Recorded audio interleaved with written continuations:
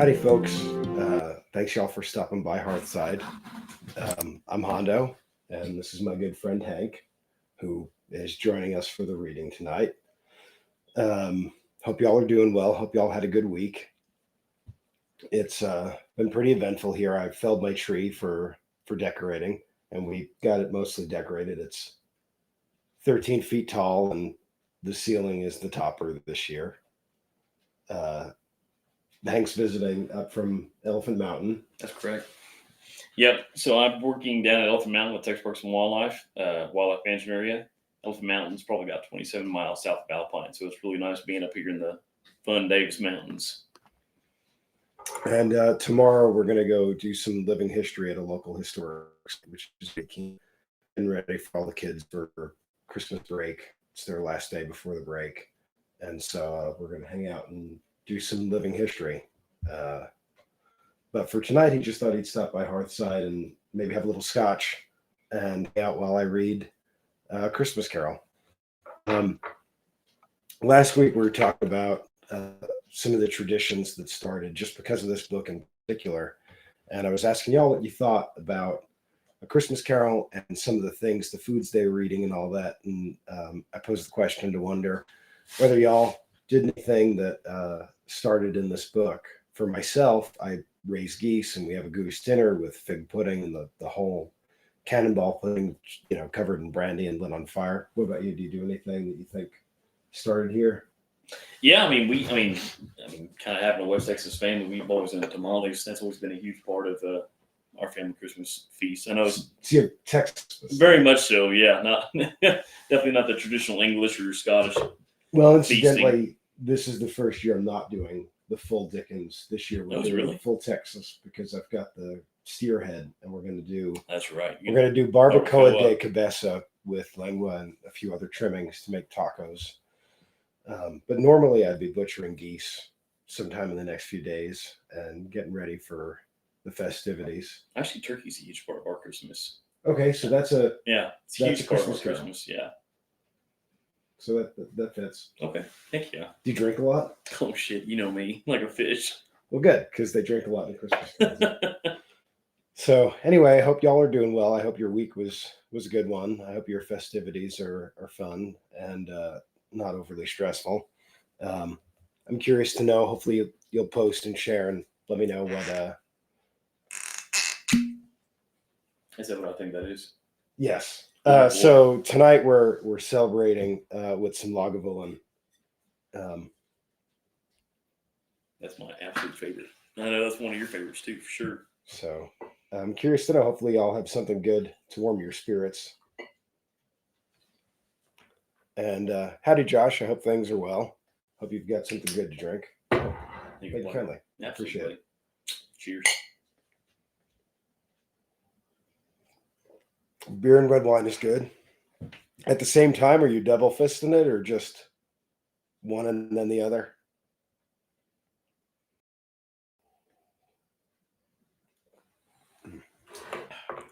That's a good drink. I will block that. It sure is. Well, anyhow, if you're ready. Oh, absolutely, buddy. So we last week we read Stave 2, which was the first of the three spirits, Christmas Past. And this week we're starting with, excuse me. This week we're doing Stave 3, the second of the three spirits.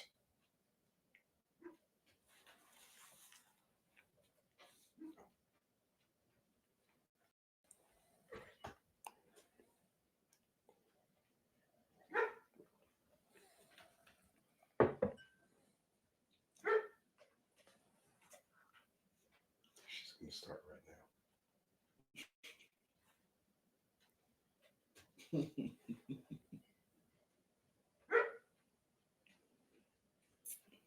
The dog is barking. If she gets to him, we're going to have to go check and make sure that it's not a predator. Here, I'll do it. I got you, bud. Thank you. All righty. Excuse me.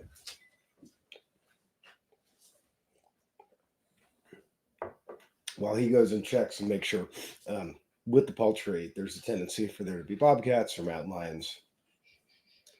And you never can tell what she's excited about. Sometimes it's gross.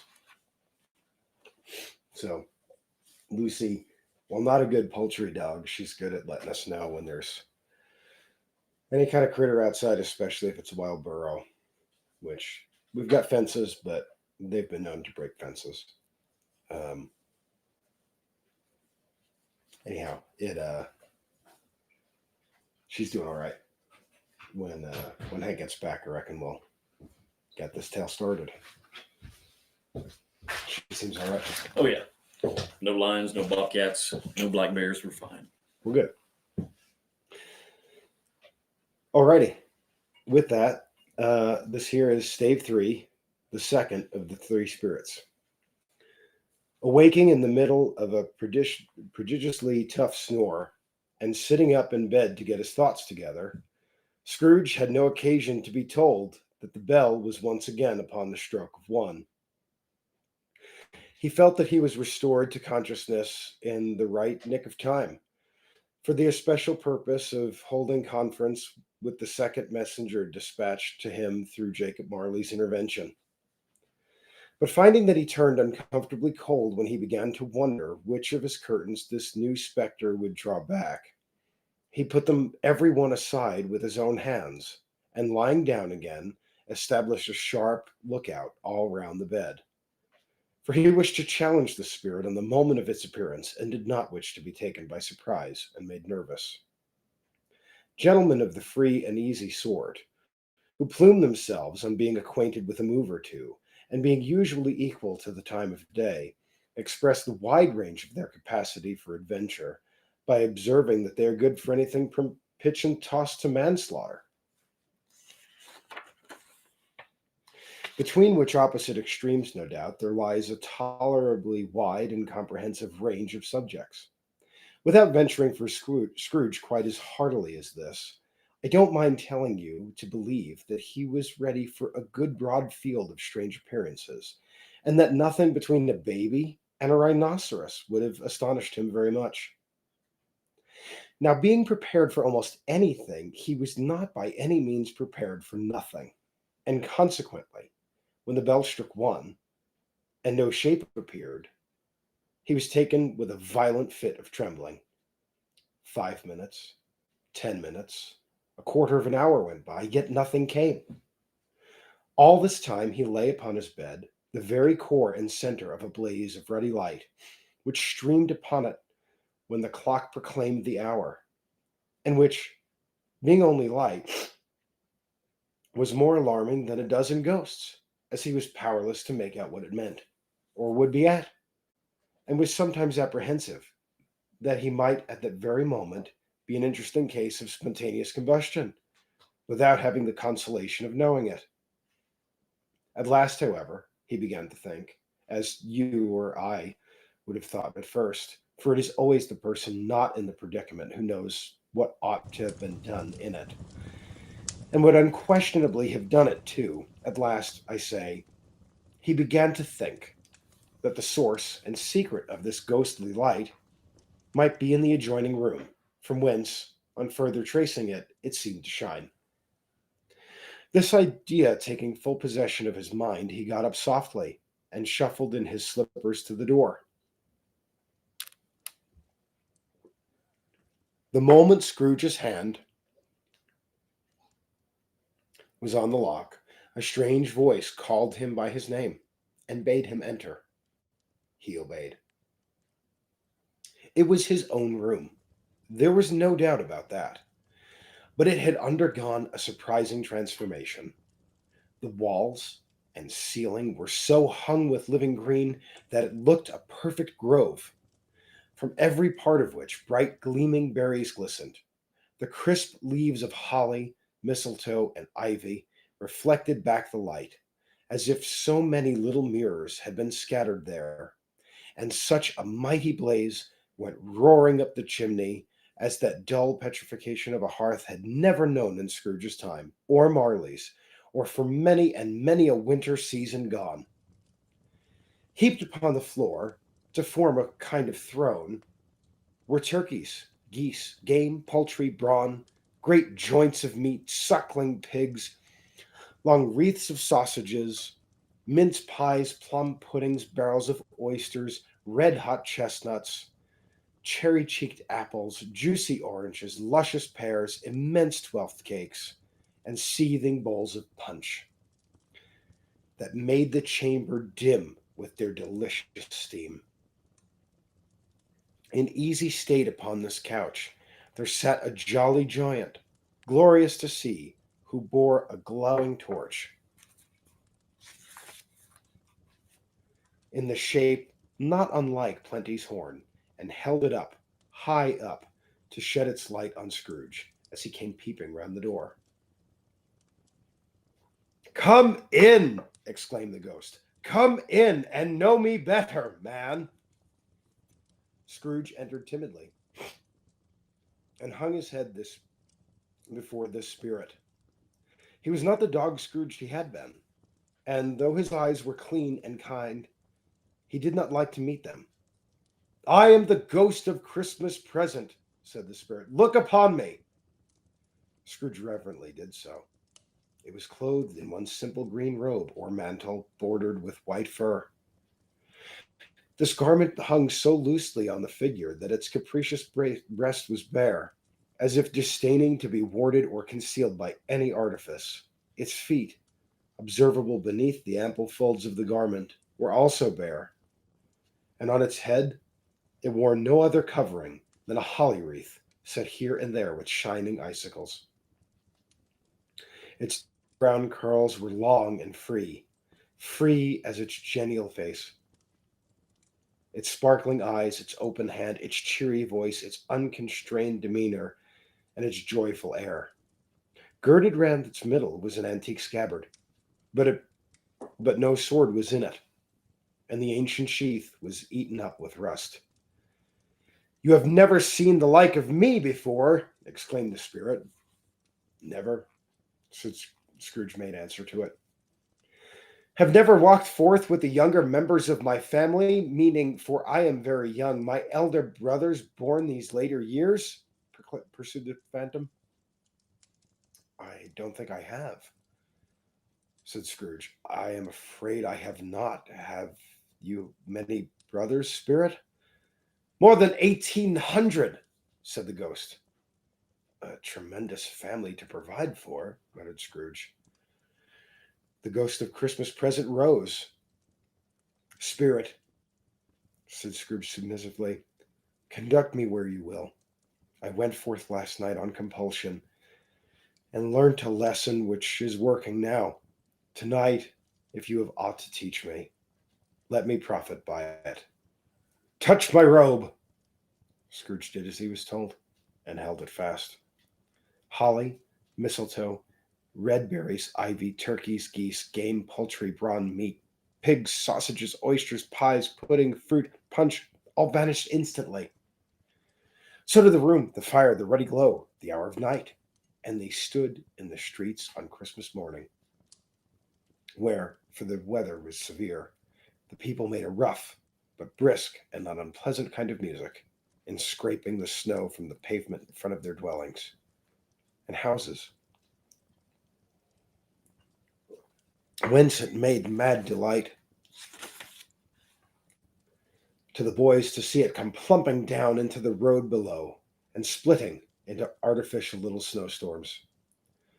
The house fronts looked black enough, and the windows blacker, contrasting with the smooth white sheet of snow upon the roofs, and with the dirtier snow upon the ground, which last deposit had been ploughed up in deep furrows by the heavy wheels of carts and wagons, furrows that crossed and recrossed each other hundreds of times, when the great streets branched off and made intricate channels, hard to trace in the thick yellow mud and icy water. The sky was gloomy. The shortest streets were choked up with dingy mist, half thawed, half frozen, whose heavier particles descended in a shower of sooty atoms, as if all the chimneys in Great Britain had, by one consent, caught fire, and were blazing away to their dear hearts' content. There was nothing very cheerful in the climate or the town, and yet there was an air of cheerfulness abroad that the clearest summer air and brightest summer sun might have endeavored to diffuse in vain. For the people were shoveling away on the housetops were jovial and full of glee, calling out to one another from their parapets, and now and then exchanging a facetious snowball. Better natured missile far than many a wordy jest, laughing heartily if it went right, and not less heartily if it went wrong. The poulterers' shops were still half open, and the fruiters were radiant in their glory. There were great round pot-bellied baskets of chestnuts shaped like the waistcoats of jolly old gentlemen, lolling at the doors and tumbling into the streets in their apoplectic opulence. There were ruddy, brown-faced, broad-girthed Spanish onions, shining in the fatness of their growth like Spanish friars, and winking from their shelves in wanton slyness at the girls as they went by, and glancing demurely at the hung-up mistletoe. There were pears and apples clustered in high-blooming pyramids. There were bunches of grapes, made in shopkeepers' benevolence to dangle from conspicuous hooks, that people's mouths might water gratis as they passed.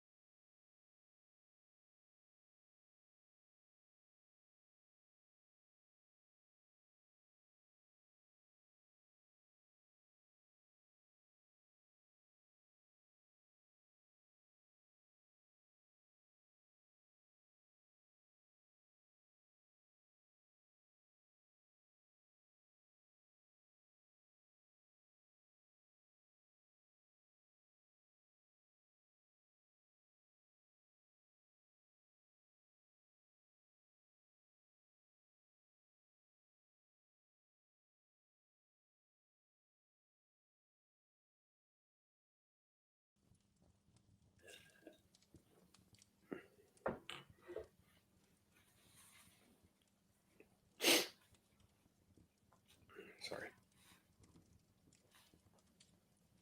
got a little lost on my page here. I'm absolutely just entranced. Oh.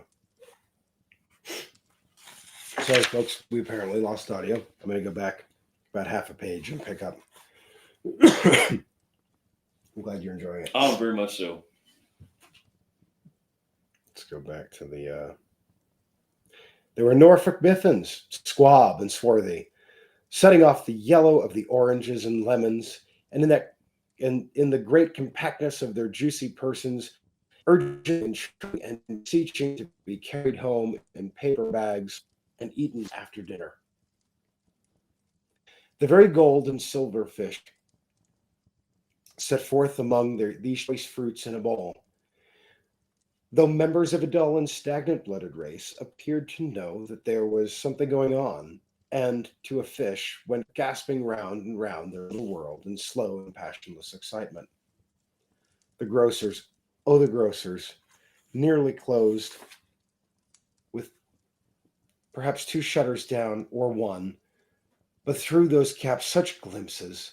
It was not alone that the scales descending on the counter made a merry sound, or that the twine and roller parted company so briskly, or that the canisters were rattled up and down like juggling tricks, or even that the blended scents of tea and coffee were so grateful to the nose, or even that the raisins were so plentiful and rare, the almonds so extremely white, the sticks of cinnamon so long and straight, the other spices so delicious, the candy fruits so caked and spotted with molten sugar, as to make the coldest lookers on feel faint and subsequently bilious. Nor was it that the figs were moist and pulpy, or that the French plums blushed in modest tartness from from their highly decorated boxes, or that everything was so good to eat and in its Christmas dress. But the customers were all so hurried and so eager in the hopeful promise of the day that they tumbled up against each other at the door, clashing their wicker baskets madly, and left their purchases upon the counter and came running back to fetch them, and committed hundreds of the like mistakes in the best humor possible, while the grocer and his people were so frank and fresh that the polished hearts with which they fashioned their aprons might have been their own, worn outside for general inspection and for Christmas daws to peck at, as, sorry, to peck at as if they chose. But soon the steeples called good people all to church and chapel, and away they came, flocking through the streets in their best clothes and with their gayest faces. And at the same time there emerged from scores of by streets, lanes, and nameless turnings innumerable people carrying their dinners to the bakers' shops. The sight of these poor revelers appeared to interest the spirit very much, for he stood with Scrooge beside him in a baker's doorway, and, taking off the covers of their bearers' past, sprinkled incense on their dinners from his torch. And it was a very uncommon kind of torch, for once or twice when there were angry words between some dinner carriers who had jostled each other, he shed a few drops of water on them from it, and their good humor was restored directly. For they said it was a shame to quarrel upon Christmas Day, and it was. God love it, so it was. In time the bells ceased, and the bakers were shut up, and yet there was a genial shadowing forth of all these dinners and the progress of their cooking, in the thawed blotch of wet above each baker's oven, where the pavement smoked as if its stones were cooking too. "Is there peculiar flavor in what you sprinkle from your torch?" asked Scrooge. "There is, my own." Excuse me. "Would it apply to any kind of dinner on this day?" asked Scrooge. "To any kindly given, to a poor one most." "Why to a poor one most?" asked Scrooge. "Because it needs it most." "Spirit," said Scrooge after a moment's thought, "I wonder you, of all the beings in the many worlds about us, should desire to cramp these people's opportunities of innocent enjoyment." "I!" cried the spirit. "You would deprive them of their means of dining every seventh day, often the only day on which they can be said to dine at all," said Scrooge. "Wouldn't you?" "I!" cried the spirit. "You seek to close these places on the seventh day," said Scrooge.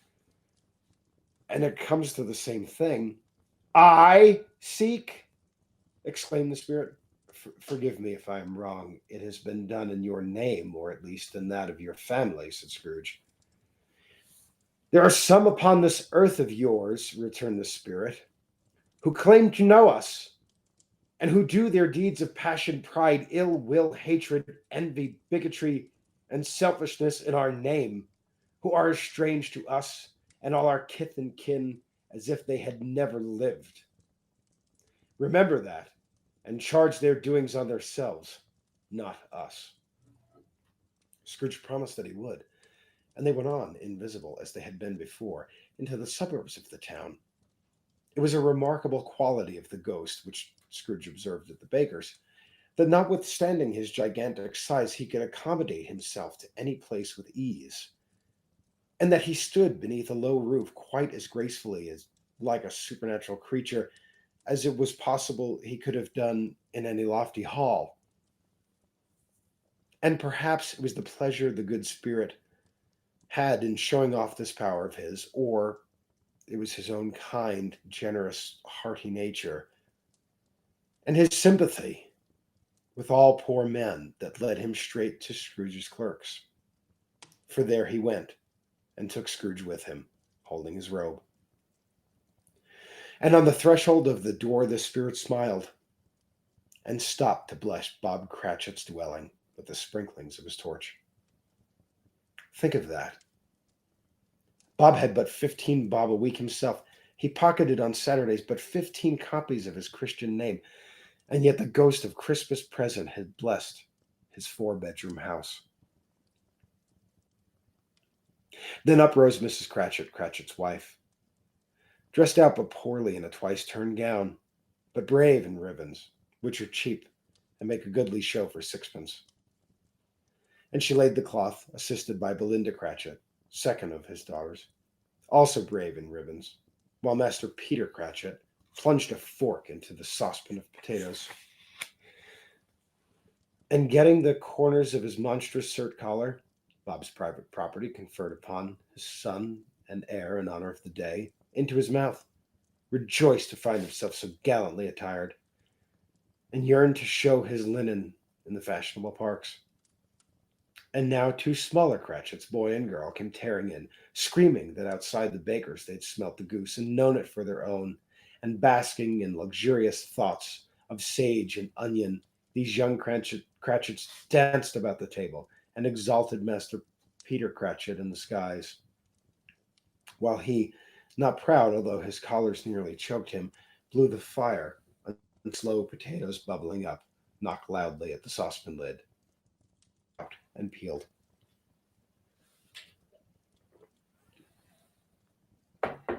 "What has ever got your precious father, then?" said Mrs. Cratchit. "And your brother, Tiny Tim? And Martha wasn't late last Christmas Day by half an hour?" "Here's Martha, mother," said a girl, appearing as she spoke. "Here's Martha, mother," cried 2 young Cratchits. "Hurrah! There's such a goose, Martha." "Why, bless you, your heart alive, my dear, how late you are," said Mrs. Cratchit, kissing her a dozen times, and taking off her shawl and bonnet for her, with officious zeal. "We'd a deal of work to finish up last night," replied the girl, "and had to clear away this morning, mother." "Well, never mind, as long as you are come," said Mrs. Cratchit. "Sit down before the fire, my dear, and have a warm, Lord bless you." "No, no, there's father coming," cried the 2 young Cratchits, who were everywhere at once. "Hide, Martha, hide."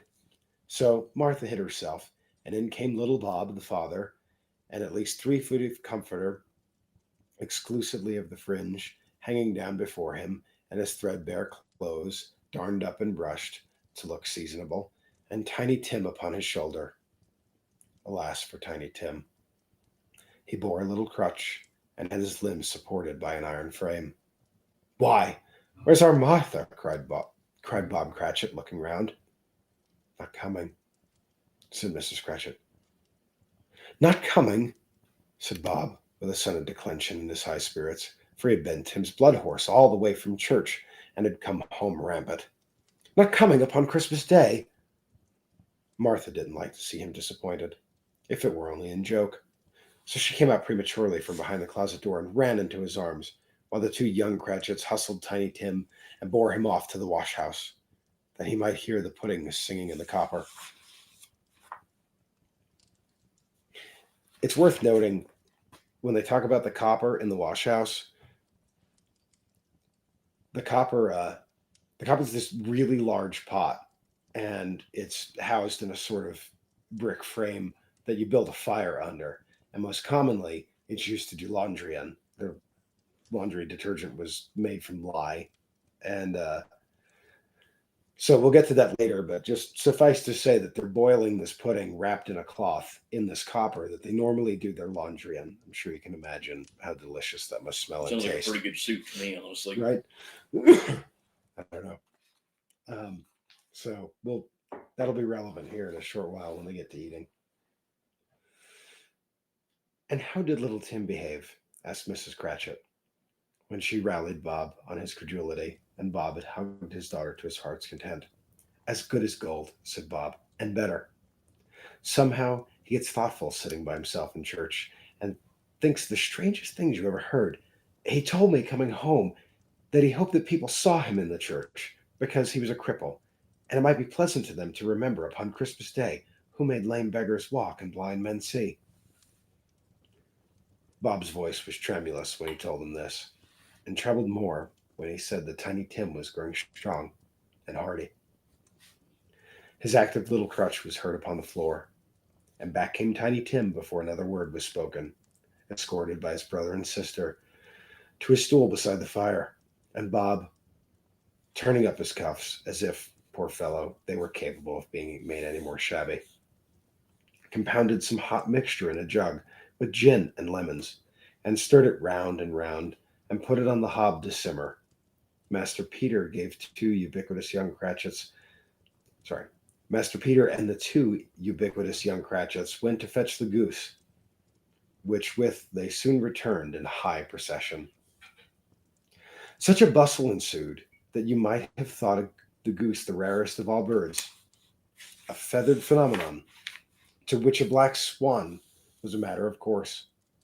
And in truth, it was something very like that in that house. Mrs. Cratchit made the gravy, ready beforehand in a little saucepan, hissing hot. Master Peter mashed the potatoes with incredible vigor. Miss Belinda sweetened up the applesauce. Martha dusted the hot plates. Bob took Tiny Tim beside him in a tiny corner at the table, and the two young Cratchits set chairs for everybody, not forgetting themselves, and mounting guard upon their posts, crammed spoons into their mouths, lest they should shriek for goose before their turn came to be helped. At last, the dishes were set on, and grace was said. It was succeeded by a breathless pause, as Mrs. Cratchit, looking slowly along the carving knife, prepared to plunge it into the breast.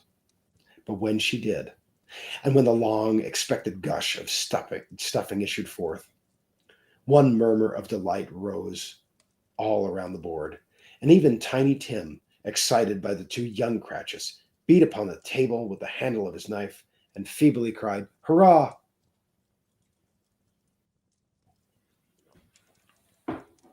There never was such a goose. Bob said he didn't believe there was ever such a goose cooked. Its tenderness and flavor, size and cheapness were the themes of universal admiration.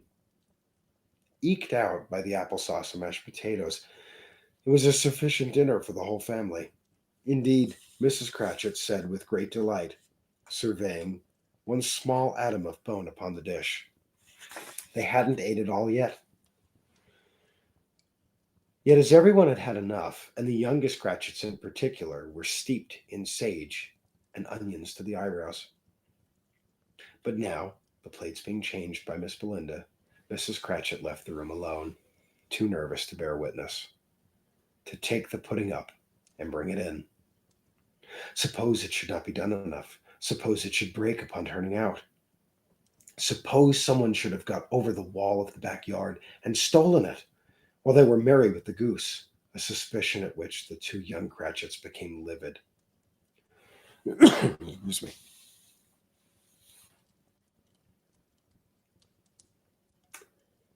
All sorts of horror were supposed. Hello! What a great deal of steam. The pudding was out of the copper. A smell like a washing day. Yeah, it smelled like laundry. It's fun. That was the cloth. A smell like an eating house. And a pastry cook's next door to each other, with a laundress's next door to that. That was the pudding. In half a minute, Mrs. Cratchit entered, flushed, but smiling proudly.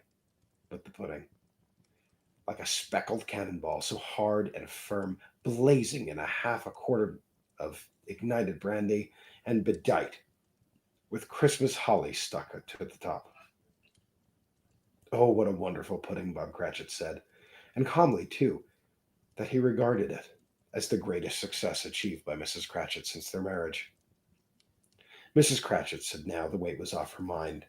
She would confess that she had her doubts about the quantity of flour.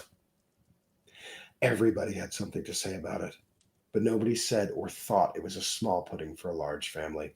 It would have been flat heresy to do so. Any Cratchit would have blushed to hint at such a thing. At last the dinner was done, the cloth was cleared, the hearth swept, and the fire made up. The compound in the jug tasted and considered perfect. Apples and oranges were put upon the table, and a shovelful of chestnuts on the fire. Then all the Cratchit family drew round the hearth in what Bob Cratchit called a circle, meaning half one. And at Bob Cratchit's elbow stood the family display of glass, 2 tumblers, and a custard cup without a handle.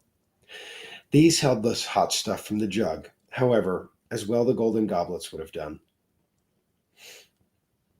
And Bob served it out with beaming looks. While the chestnuts on the fire sputtered and crackled noiselessly, Bob proposed, "A Merry Christmas to us all, my dear." "God bless us," which the family re-echoed. "God bless us, every one," said Tiny Tim last of all. He sat very close to his father's side upon a little stool. Bob held his withered little hand in his, as if he loved the child and wished to keep him by his side, and dreaded that he might be taken from him. "Spirit," said Scrooge, with an interest he had never felt before, "tell me if Tiny Tim will live." "I see a vacant seat," replied the ghost, "in the poor chimney corner, and a crutch without an owner, carefully preserved. If these shadows remain unaltered by the future, the child will die." "No, no," said Scrooge. "Oh, no, kind spirits, say he will be spared." "If these shadows remain unaltered by the future, none other of my race," returned the ghost, "will find him here." "What then? If he like to die, he had better do it, and decrease the surplus population." Scrooge hung his head to hear his own words quoted by the spirit, and was overcome by penitence and grief. "Man," said the ghost, "if you are man in heart, not animate, forbear the wicked cant until you have discovered what the surplus is, and where it is. Will you decide what men shall live, what men shall die? It may be in the sight of heaven you are more worthless and less fit to live than millions like this poor man's child. Oh God, to hear the insect on the leaf pronouncing on too much life among his hungry brothers in the dust." Scrooge bent before the spirit's rebuke, and trembling, cast his eyes upon the ground. But he raised them speedily on hearing his own name. "Mr. Scrooge," said Bob, "I'll give you Mr. Scrooge, founder of the feast." "The founder of the feast, indeed!" cried Mrs. Cratchit, reddening. "I wish I had him here. I'd give him a piece of my mind to feast upon, and I'd hope he'd have a good appetite for it." "My dear," said Bob, "the children, Christmas Day." "It should be Christmas Day, I'm sure," she said, "on which one drinks the health of such an odious, stingy, hard, unfeeling man as Mr. Scrooge. You know he is, Robert. Nobody knows it better than you do, poor fellow." "My dear," was Bob's mild answer, "Christmas Day." "I'll drink his health for your sake in the days," said Mrs. Cratchit, "not for his. Long life to him, a Merry Christmas, and a Happy New Year. He'll be very merry and very happy, I'll have no doubt." The children drank the toast after her. It was the very first of their proceedings which had no heartiness in it. Tiny Tim drank last of all, but he didn't care 2 pence for it. Scrooge owed the family. The mention of his name cast a dark shadow on the party, which was not to be dispelled for a full 5 minutes. After it had passed away, they were 10 times merrier than before, from the mere relief of Scrooge the Baleful being done with. Bob Cratchit told them how he had had a situation in his eye for Master Peter, which would bring in, if obtained, a full 5 and 6 pence weekly. The 2 young Cratchits laughed tremendously at the idea of Peter's being a man of business, and Peter himself looked thoughtfully at the fire from between his collars, as if he were deliberating what particular investments he should favor when he came into the receipt of that bewildering income. Martha, who was a poor apprentice at a milliner's, then told them what kind of work she had to do, and how many hours she worked at a stretch, and how she meant to lie abed tomorrow morning for a good long rest, tomorrow being a holiday she passed at home. Also, how she had seen a countess and a lord some days before, and how the lord was much about half as tall as Peter. At which Peter pulled up his collar so high that you wouldn't have seen his head if you had been there. All this time the chestnuts and the jug went round, and by they had a song about a lost child traveling in the snow from Tiny Tim, who had a plaintive little voice, and sang it very well indeed. There was nothing of high mark in this. They were not a handsome family. They were not well dressed. Their shoes were far from being waterproof. Their clothes were scanty, and Peter might have known, and very likely did, the inside of a pawnbroker. But they were happy, grateful, pleased with one another, and contented with the time.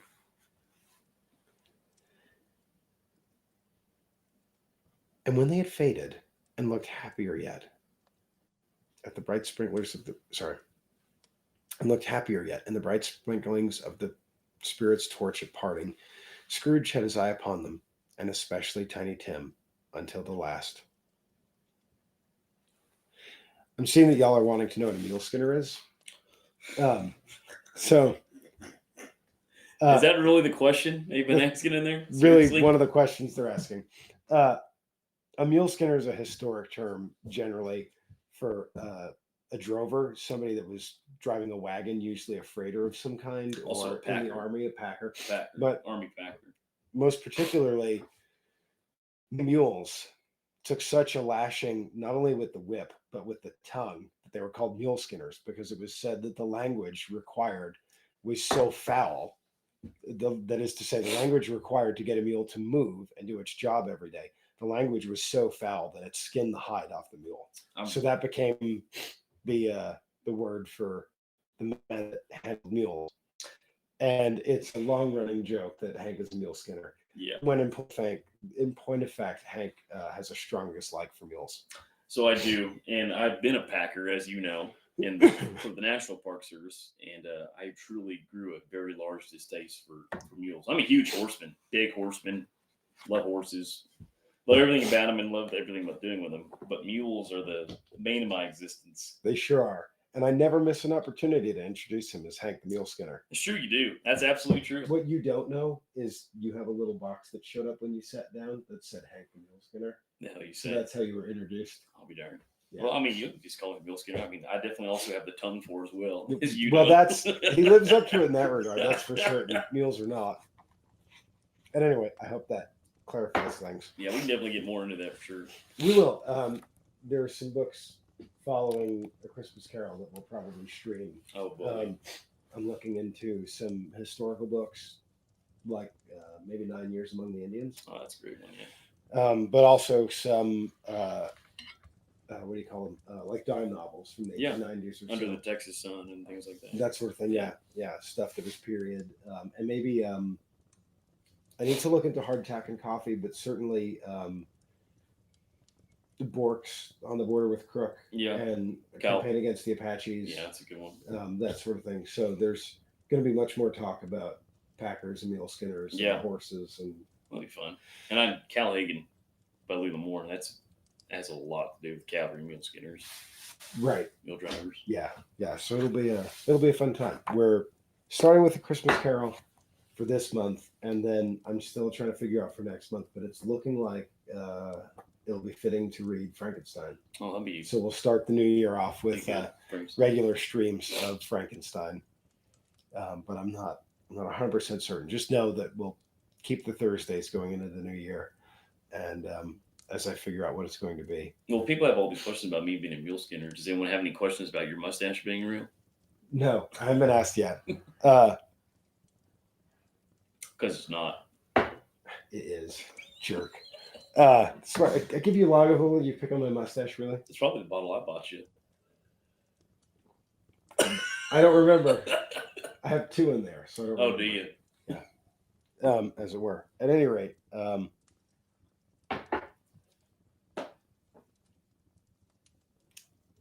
Hank the Muleskinner. And the reason he's picking on my mustache is because many years ago, Oh, during many years living ago. history, it's 9 years ago. 9 years ago. My God.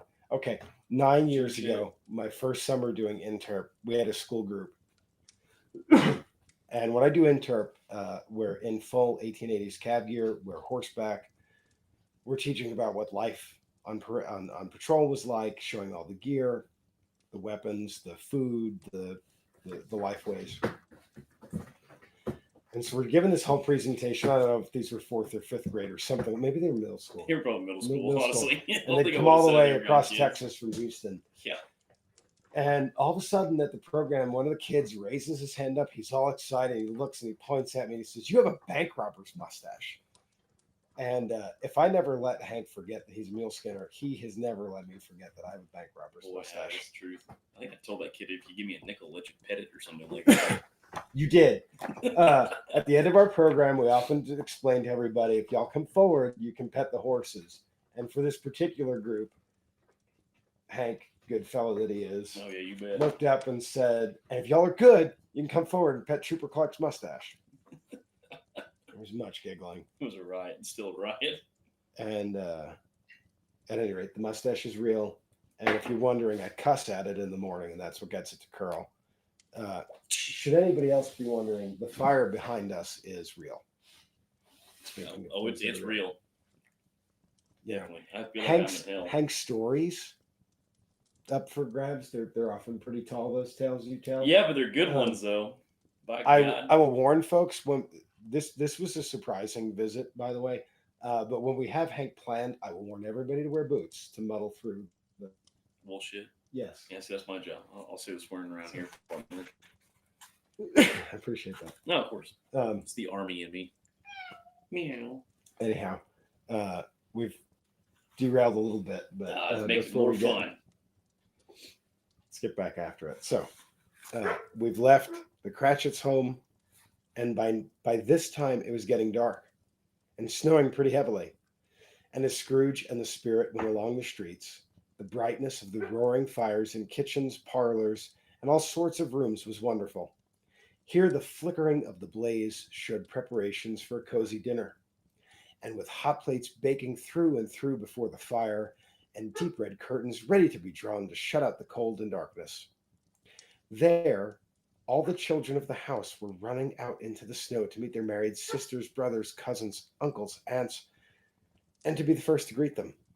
Here again were shadows on the window blind of guests assembling. And there are a group of handsome girls, all hooded and fur-booted, and chattering at once, tripped lightly off to some near neighbor's house where, woe upon the single man who saw them enter. Artful witches. Well, they knew it in a glow. But if you had judged them from the numbers of the people on their way to find friendly gatherings, you might have thought that no one was at home to give them welcome when they got there, instead of every house expecting company and piling up its fires half a chimney high. I don't recommend that. Blessings on it, how the ghost exulted, how it bared its breath of breasts, and opened its capacious palm, and floated on, outpouring with a generous hand its bright and harmless mirth on everything within its reach. The very lamplighter, who ran on before, dotting the dusky streets with specks of light, and who was dressed to spend the evening somewhere, laughed out loudly as the spirit passed. The little kenned the lamplighter that he had any company but Christmas. And now, without a word of warning from the ghost, they stood upon the bleak and desert moor, where monstrous masses of rude stone were cast about, as though it were the burial place of giants, and water spread itself wheresoever it listed, or would have done so, but for the frost that held it prisoner. Nothing grew but moss and furze and coarse rank grass. Down in the west, the setting sun left a streak of fiery red, which glared upon the desolation for an instant like a sullen eye, frowning lower and Lower, lower yet, was lost in the thick gloom of darkest night. "What place is this?" asked Scrooge. "A place where miners live who labor in the bowels of the earth," returned the spirit. "But they know me. See." A light shone from a window of a hut, and swiftly they advanced towards it. Passing through the wall of mud and stone, they found a cheerful company assembled round a glowing fire. An old, old man and woman, with their children and their children's children, and another generation beyond that, all decked out gaily in their holiday attire. The old man, in a voice that seldom rose above the howling of the wind upon the barren waste, was singing them a Christmas song. And it had been a very old song when he was a boy. And from time to time they all joined in the chorus. So surely as they raised their voices, the old man got quite blithe and loud, and so surely as they stopped, his vigor sank again. The spirit did not tarry here, but bade Scrooge hold his robe, and passing on above the moor, sped whither? Not to see, to see! To Scrooge's horror, looking back, he saw the last of the land, a frightful range of rocks behind them, and his ears were deafened by the thundering of the water as it rolled and roared and raged among the dreaded caverns it had worn, and fiercely tried to undermine the earth. Built upon a dismal reef with sunken rocks, some league or so from shore, on which the waters chafed and dashed the wild year round, there stood a solitary lighthouse. Great heaps of seaweed clung close to its base, and storm birds, born of the wind, one might suppose, as seaweed of the water, rose and fell about it, like the waves as they skimmed. But even here, two men watched the light, had made a fire that through the loophole in the thick stone wall shed out a ray of brightness on the awful sea. Joining their horny hands over the rough table at which they sat, they wished each other Merry Christmas in their can of grog. And one of them, the elder two, with his face all damaged and scarred with hard weather, as the figurehead of an old ship might be, struck up a sturdy song that was like a gale itself. Again, the ghost sped on above the black and heaving seas, on, until, not being far away, as he told Scrooge, from any shore, they lighted on a ship. They stood behind the helmsman at the wheel, the lookout in the bow, the officers who had the watch, dark, ghostly figures in their several stations, but every man among them hummed a Christmas tune, or had a Christmas thought, or spoke below his breath to his companion of some bygone Christmas day, with homeward hopes belonging to it.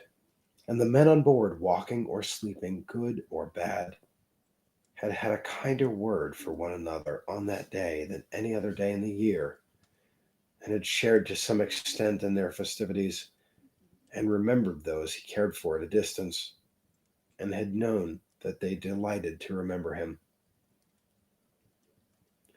It was a great surprise to Scrooge, while listening to this mournful wind, and thinking what a solemn thing it was to move through the lonely darkness over an unknown abyss, whose depths were secrets as profound as death.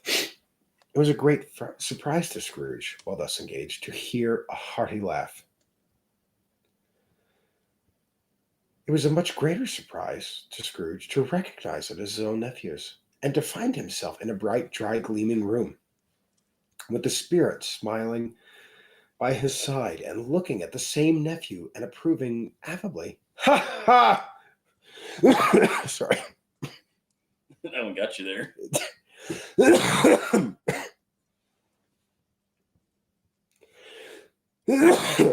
Apparently, I'm not going to be able to laugh tonight.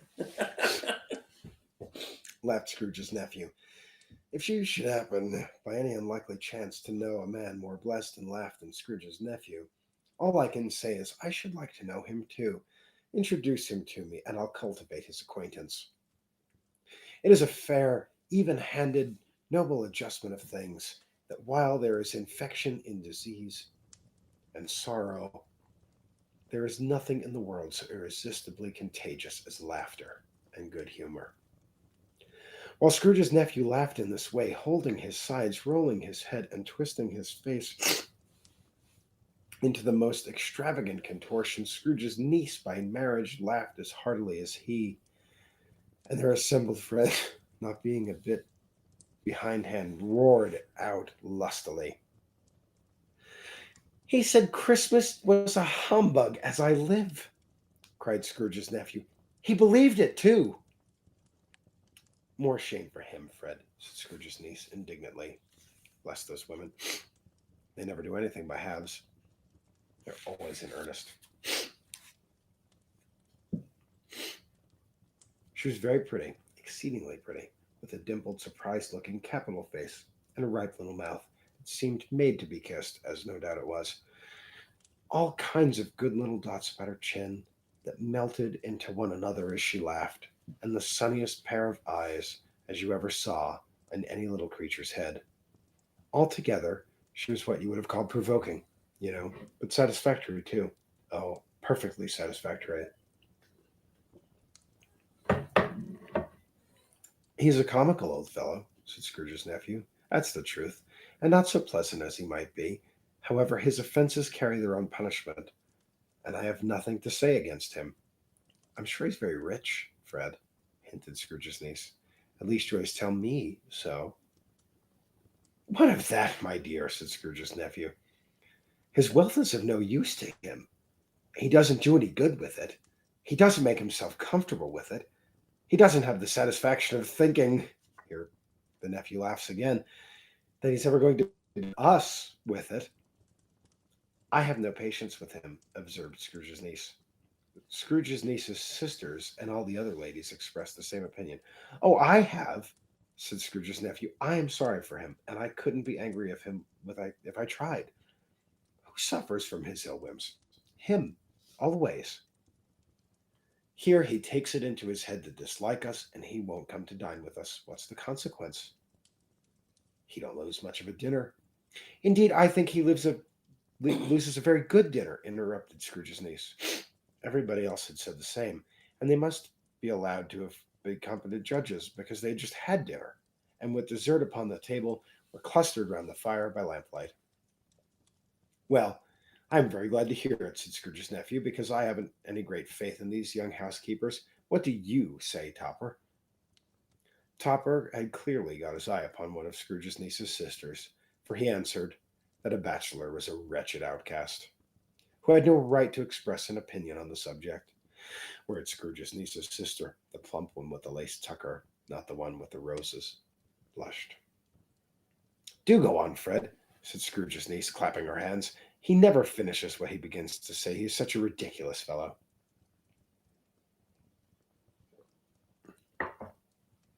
Scrooge's nephew revelled in another laugh, and it was impossible to keep the infection off, though the plump sister tried hard to do it with aromatic vinegar. His example was unanimously followed. "I was going to say," said Scrooge's nephew,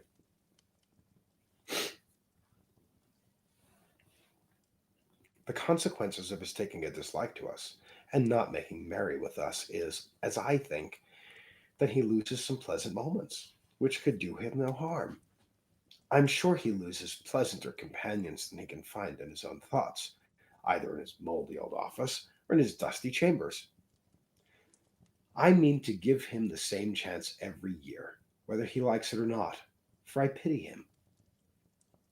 He may rail at Christmas till he dies, but he can't help thinking better of it. I defy him. If he finds me going there in good temper year after year and saying, 'Uncle Scrooge, how are you?' if it only puts him in the vein to leave his poor clerk £50, that's something. And I think I shook him yesterday." It was their turn to laugh now at the notion of his shaking Scrooge. But being thoroughly good-natured, and not caring that they laughed at, or that they laughed at any rate, he encouraged them in their merriment, and passed the bottle joyously. After tea, they had some music, for they were a musical family, and knew what they were about when they sung glee or catch, I can assure you. Especially Topper, who could growl away in the bass like a good one and never swell the large veins in his forehead or get red in the face over it. Scrooge's niece played well upon the harp, and played, among other tunes, a simple little air, a mere nothing you might learn in 2 minutes, which had been familiar to the child who fetched Scrooge from the boarding school, as he had been reminded by the ghost of Christmas past. When the strain of music sounded, all the things that Scrooge had shown him came upon him. He softened more and more, and thought if he could have listened it often, years ago, he might have cultivated the kind of life for his own happiness with his own hands without resorting to the sexton spade that buried Jacob Marley.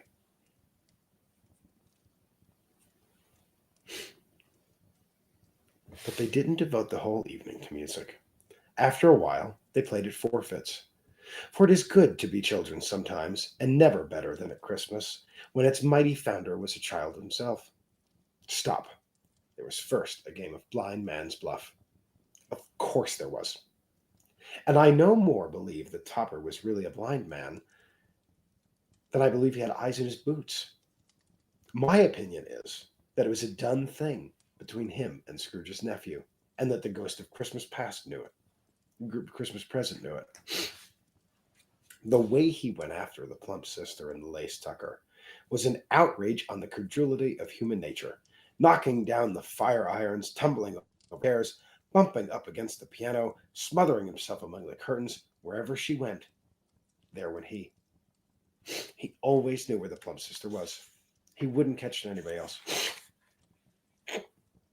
If you had fallen against him, as some of them did, and stood there, he would have made a feint of endeavoring to seize you, which would have been an affront to your understanding, and would have instantly sidled off in the direction of the plump sister.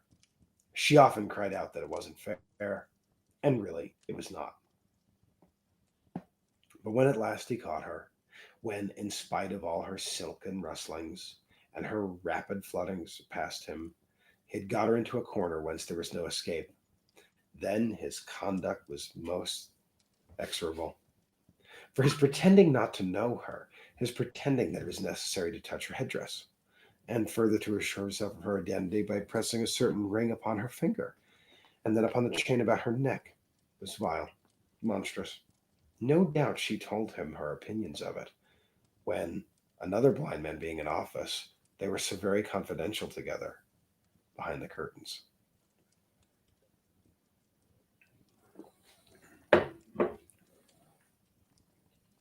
Scrooge's niece was not one of the blind man's bluff party, but was made comfortable with a large chair and a footstool in a snug corner, where the ghost and Scrooge were close behind her.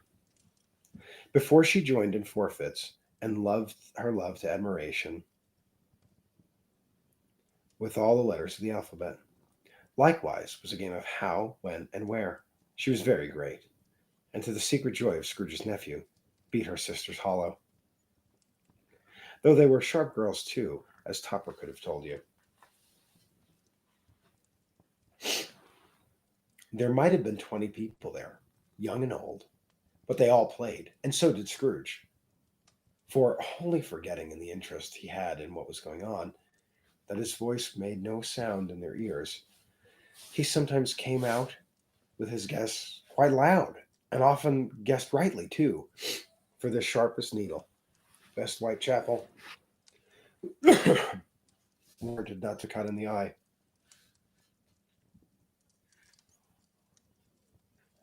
Blunt as he took it in his head to be. The ghost was really pleased to find him in this mood.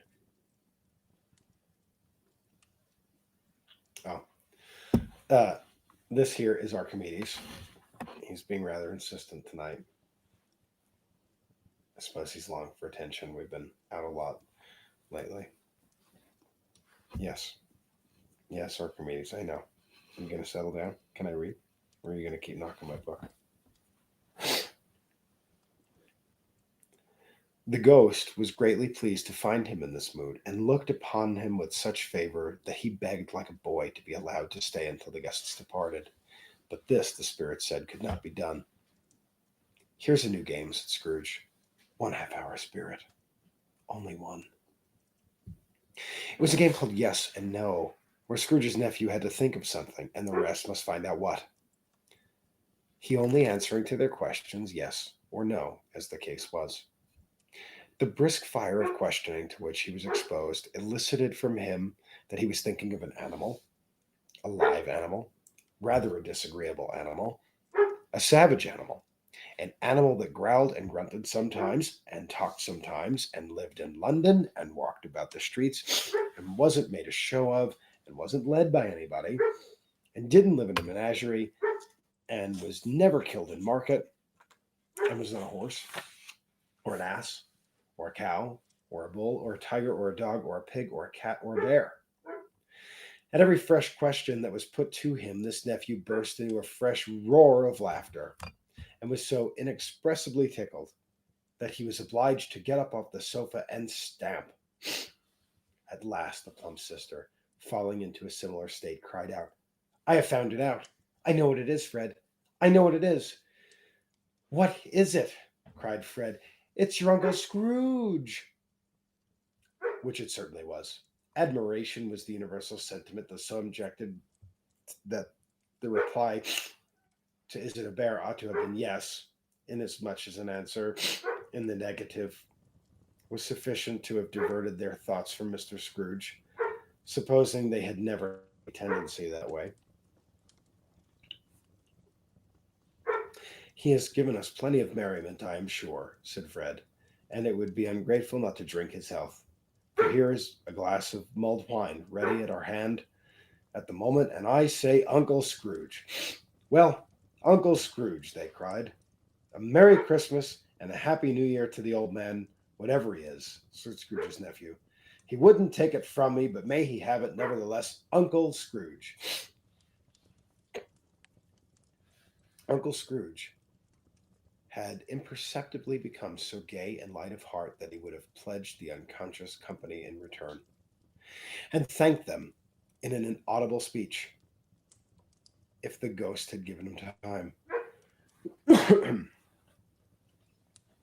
But the whole scene passed off in the breath of the last words spoken by his nephew, and he and the spirit were again upon their travels. Much they saw, and far they went, and many homes they visited, but always with a happy end. The spirits stood beside sick beds, and they were cheerful on foreign lands, and they were close at home. By struggling men, and they were patient in their greater hope. By poverty, and it was rich, in almshouse, hospital, and jail. In misery's every refuge, were vain men, in his little brief authority, had not made fast the door and barred the spirit out. He left his blessing and taught Scrooge his precepts. It was a long night, if it were only a night, but Scrooge has doubts about this, because the Christmas holidays appeared to be condensed into the space of time they passed together.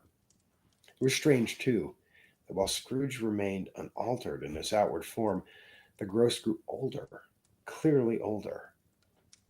Scrooge had observed this change, but never spoke of it until they left their children's Twelfth Night party, when, looking at the spirit as they stood together in an open place, he noticed that its hair was gray. "Are spirits' life so short?" asked Scrooge. "My life upon this globe is very brief," replied the ghost. "It ends tonight." "Tonight!" cried Scrooge. "Tonight at midnight. Hark! The time is drawing near." The chimes were ringing 11:15 at that moment. "Forgive me if I am not justified in what I ask," said Scrooge, looking intently upon the robe. "But I see something strange, and not belonging to yourself, protruding from your skirts. It is a foot or a claw." It may be a claw, for the flesh there is upon it, was the spirit's sorrowful reply. Look here. From the foldings of its robe it brought 2 children, wretched, abject, frightful, hideous, miserable. They knelt down at its feet and clung upon the outside of its garment. Oh, man! Look here! Look! Look down here! Exclaimed the ghost. They were a boy and a girl.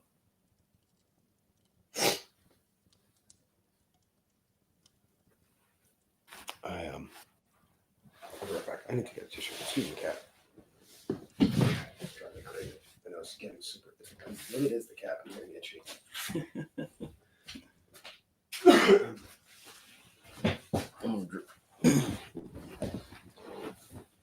I'm gonna drive this bus for a minute.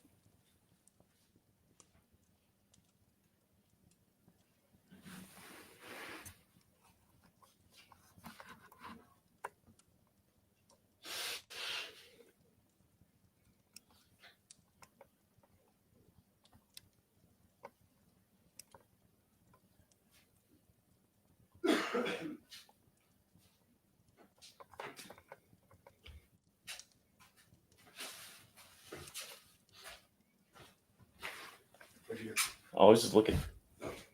I can't read, so I mean, it's not like I'm hurting you any. Gunsmoke fetus. Boy, howdy. Festus. Festus. Oh, well, you know, like I said, can't read. You know me.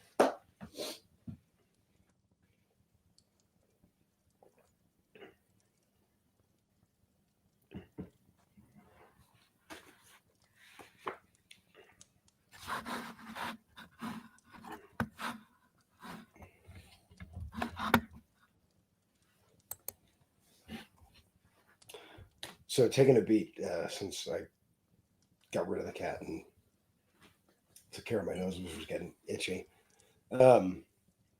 Yes, I haven't watched Gunsmoke in a while, but yes, I get the reference, and it is rather fitting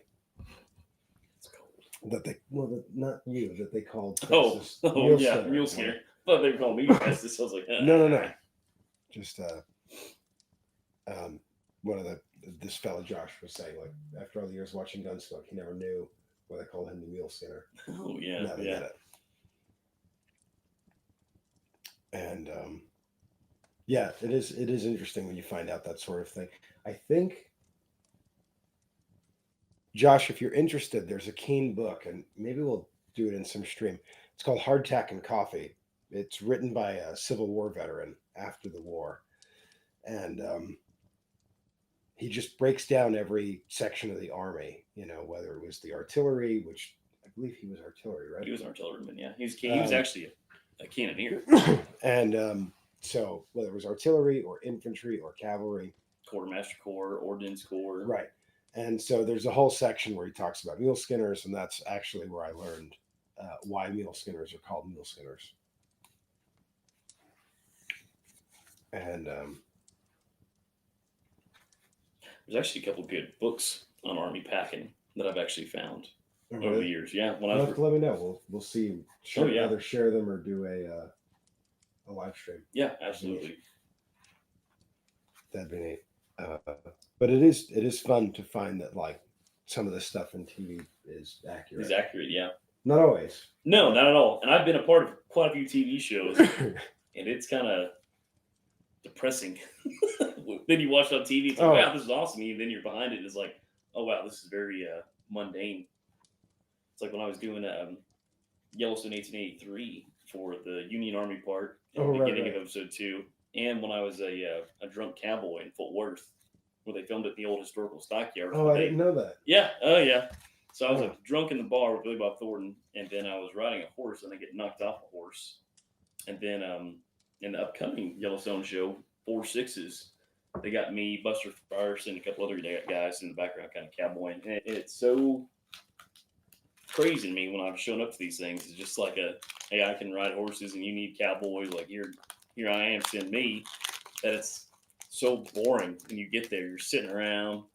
You know, I was always the guy going to the sandwich table trying to figure out something to eat, and it's like, oh, you need to go over here ride this horse, and then you dart across this line throwing a rope, and it's like, that's it, I'm done, and I gotta wait 5 more hours. It's very, very similar to the U.S. Army within itself. Hurry It up and sounds wait. like something we should talk about. Like we'll plan a Yeah, I think that'd be fun.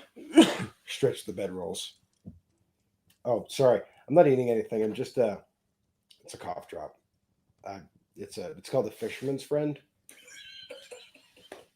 It's a hell of a name for a cough drop. I tell you what, though, I feel, when I hear that, it's like, oh, cod liver oil. And... yeah, no, I don't remember what's in it. My grandmother has always had them. I'm not gonna lie. I thought that when I first saw it, I thought that was a smelling salt. To tell you the truth. Yeah, no, it's a menthol something or other cough suppressant, but they work. Yeah. My grandfather says that if my grandmother takes one, then he doesn't get a cough either. Like it cures any trouble he's got too, just sitting in the car next to her. So, but they're good, and I basically had a bit of a cough since last week. It kind of crescendoed on Sunday and Monday. That was the. At any rate, I'm sorry. That was a little bit of a digression. They were a boy and a girl.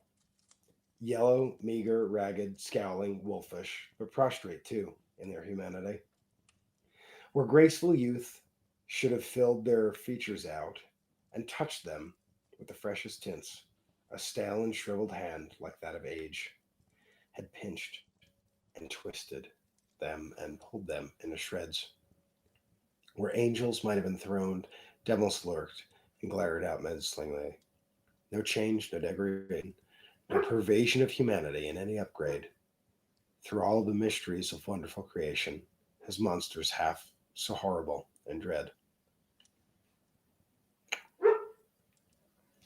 Scrooge started back, appalled.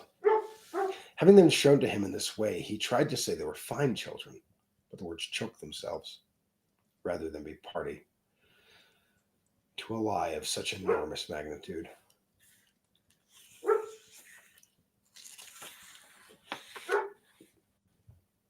Spirit, are they yours?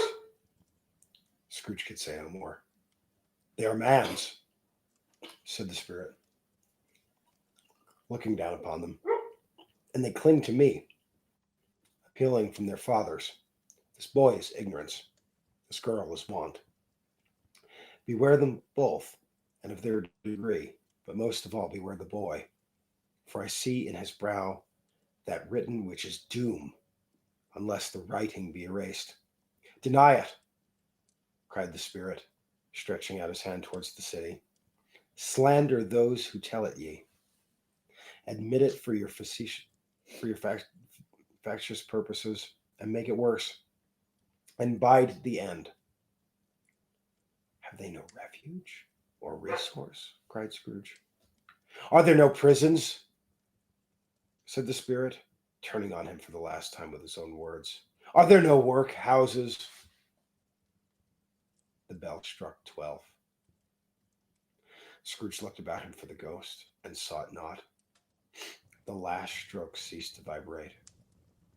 He remembered the prediction of old Jacob Marley, and lifting up his eyes, beheld a solemn phantom, draped and hooded, coming like a mist along the fog, like a mist along the ground, towards him.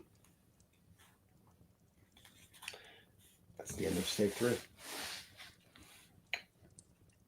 Next week, same time, we'll get to Stave 4, the last of the spirits, and I may double up and do Staves 4 and 5 next week, so that we can get the whole book finished before Christmas. That seems fitting. I hope you all enjoyed it. So reading that with like the food and the games and stuff, do you have any traditions that you do? Yeah, I mean Like they're you play- they're gonna sound so goofy. I hate to admit, but I mean there's quite a few things we do in my family, honestly. As far as the food, like I said, I mean it's kind of like a Thanksgiving part 2 Electric Boogaloo. It's almost the same smorgasbord of things.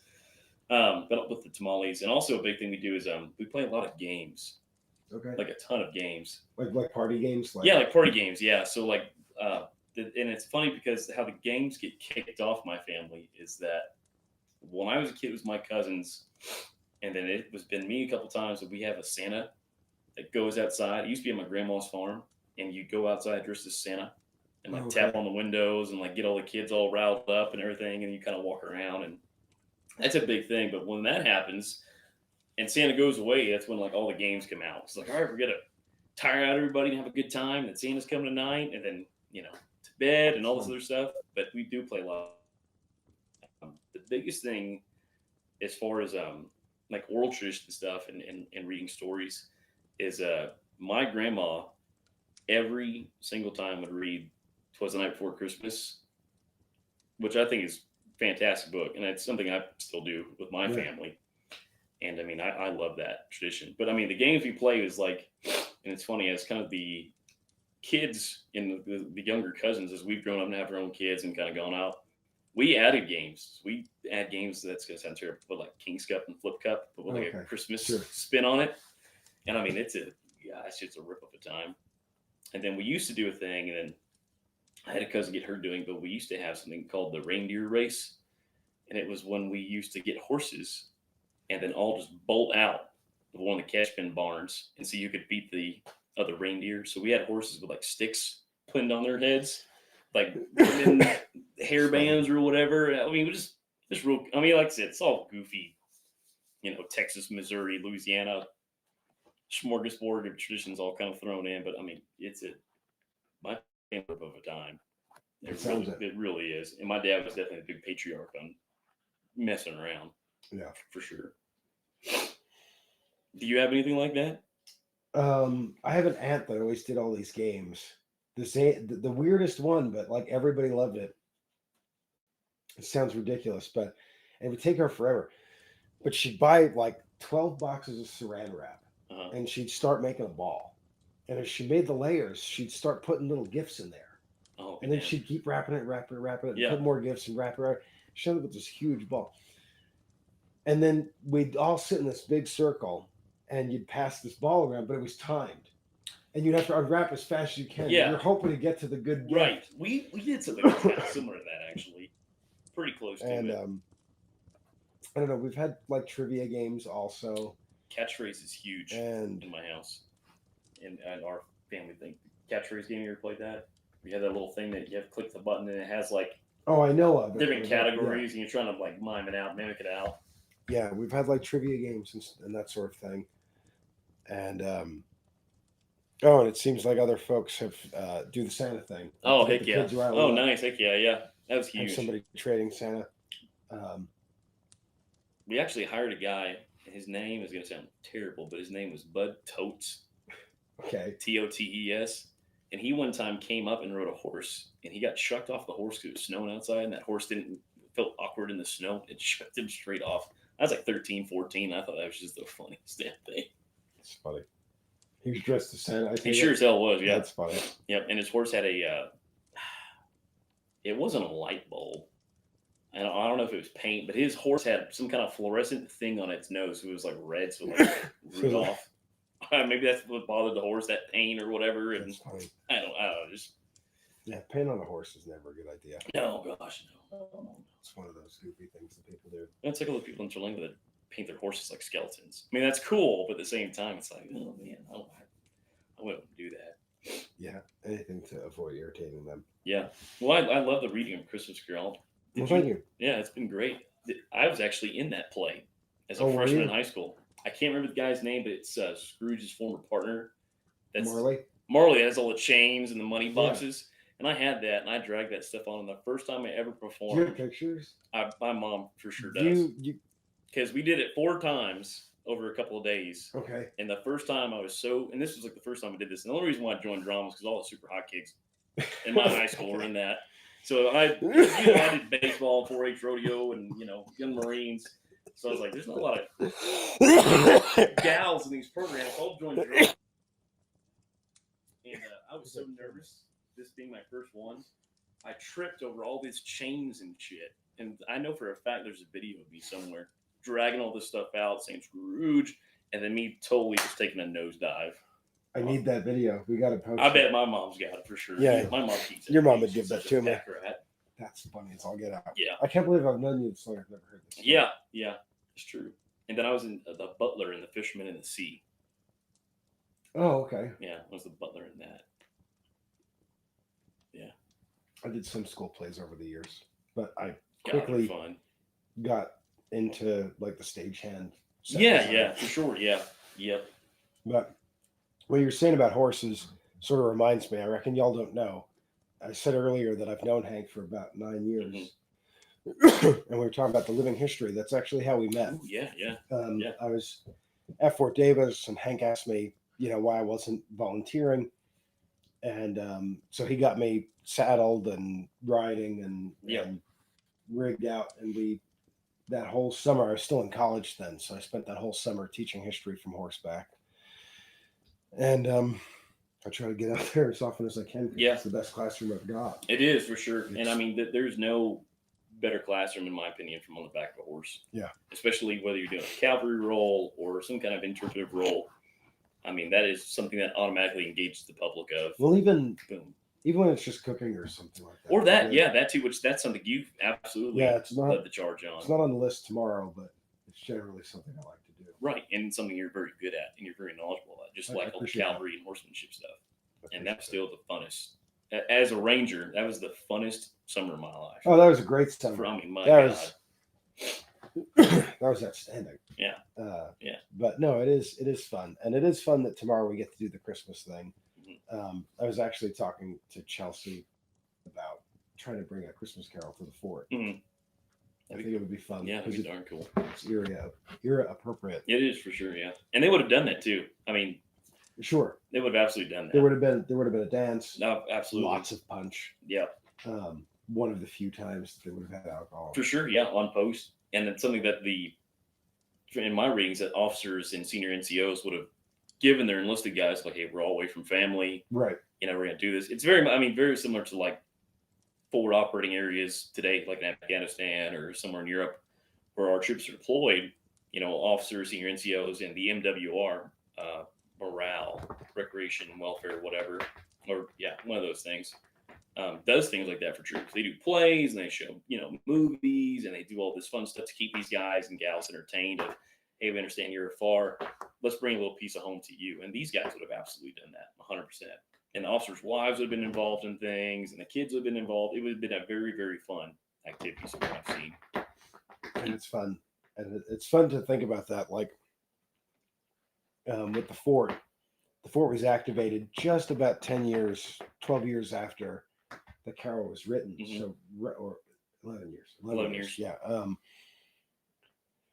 So it's already like ingrained in the society. So by the time that the fort is at its height, they are going out and cutting down trees. Yep. And making paper garland. Yep. And cooking some of the special foods. They had recipes for puddings and cookies and that sort of thing. So it's kind of fun to see that. Maybe I should think about that too. It does not have to do with Fort Davis, but it has to do with another frontier post, Fort Mammoth in Yellowstone National Park, where the 1st Cavalry was stationed at. Right. I got to go into the archives and read a couple things about those guys. Their Christmas was amazing. They did a form of what I can kind of compare to as like a trick-or-treating. Okay. So the junior enlisted men would go around to the officers' housing and to the senior NCO housing, and they would have basically gone and caroled. And then when they were done caroling at that house, say for the officers, for example, the wives had made cookies and punch and giving them treats and snacks. And so that would motivate those guys to keep going along, performing skits and, acts and carols. Yeah, exactly. Yeah. Very cool. Yeah, I thought that I've That's never exciting. seen that in any other Army post. Yeah, I'd be curious to know if we had anything like that. Yeah. By us. Yeah. What sort of specific festivities I've never really read to look for Christmas at the fort. I know generally what would have happened, but not specifically. Well, Lizzie Custer, she was infamous at I can't remember if it was at Fort Riley or Fort Lincoln. I think it was at Fort Riley, that she would make a huge feast for the entire post with help with the quartermaster sergeants and with help from the cooking staff. And they had these huge dining feasts on the parade decks. That sounds excellent. in Fort Riley, Kansas. Weather depending, and if it was weather depending, then they would just have it in one of the long barracks, and all the Right. officers been there, the wives, the enlisted men, everyone. That was something that she started as part of like post morale. I just thought was kind of interesting. Yeah, well, and that all starts with this book because, Yeah, as I talked about a little bit last week, especially in cities, Christmas was largely forgot about. sure. And then the book comes out and it brings it to the forefront. But more specifically, it brings to the celebration of Christmas. He adds to it the humanity Right. and the thinking about people that are having a more difficult time than yourself. Correct. Yeah. Well, and there's all kinds of cool things that are associated with this time of season, and especially books like this and stuff like that. And I think it's one of my favorite works by Charles Dickens. He has fantastic reading materials. He really does, and a lot of great. And he's a hell of a storyteller. I mean, this is definitely my favorite for him. And I mean, I do consider it a pretty cool thing for the holidays, really do. And I mean, as you're a historian, I'm an amateur historian. I just kind of put this work up there with like the Christmas truce of 1914 and so many awesome things that have happened as far as history goes. One of the things I was talking about a few weeks ago, after the Civil War, so when our fort was reactivated,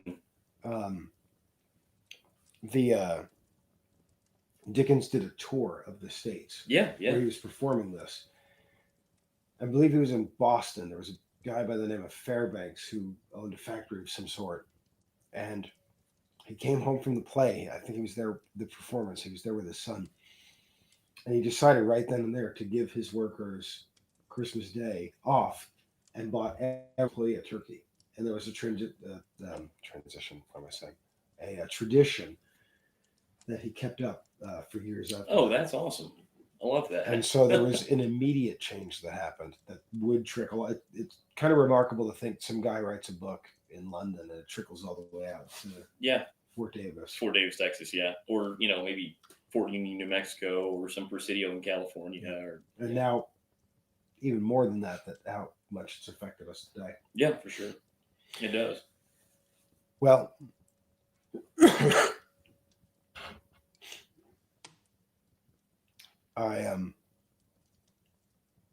I sure appreciate y'all stopping by, and I thank y'all for listening to our ramblings. None of this was planned. Just once again natural. But I'm pretty sure I'm pretty grateful that he just kind of invited himself over. I've been known to do that. And at any rate, do y'all have any questions for either of us about the carol or about some of what we spoke about? Yeah, send it for sure. That'd be awesome.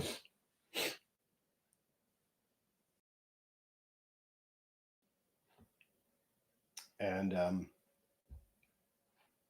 be sure and follow us. There's Instagram and Twitter. We're both active. Absolutely, yeah. And you can always reach out or ask questions.